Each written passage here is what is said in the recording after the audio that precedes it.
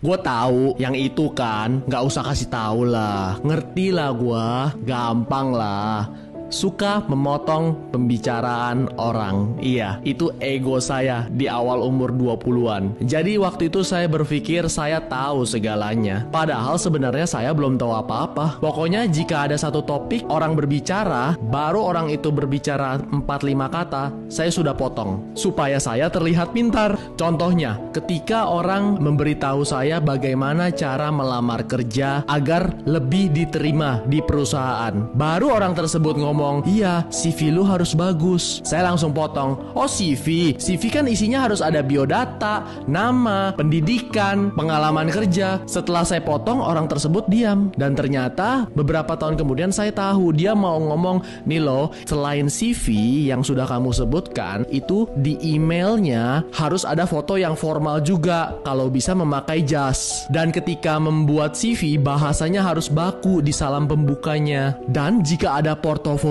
yang sudah pernah kamu kerjakan atau project yang sudah kamu kerjakan, dicantumkan saja, jadi melebihi daripada hanya CV tok. Contoh kedua, vegan dan vegetarian. Teman saya baru jadi vegan, tetapi dia baru ngomong 1-2 kata sudah saya potong. Oh, lu udah jadi vegan, jadi lu gak makan daging lagi kan? Lu cuman makan sayur doang kan? Tapi susu telur boleh kan? Ternyata setelah saya berbicara seperti itu, dia akhirnya males sama saya. Dia cuma bilang iya aja. Setelah saya pelajari beberapa tahun kemudian, ternyata ada perbedaan loh dari vegan dan vegetarian. Vegetarian tidak memakan daging, tapi masih bisa mengkonsumsi susu, telur, keju yang diproduksi oleh hewan. Tetapi vegan itu berbeda, agak lebih berat daripada vegetarian.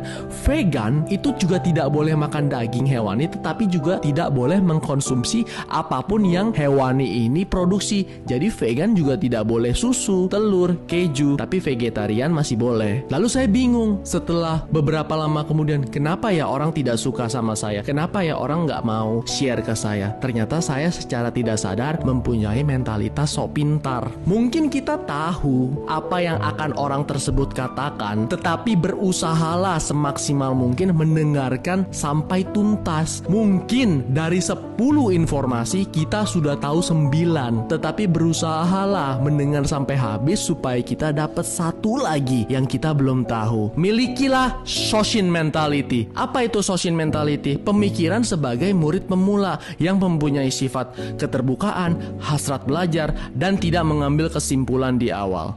Milikilah Shoshin mentality.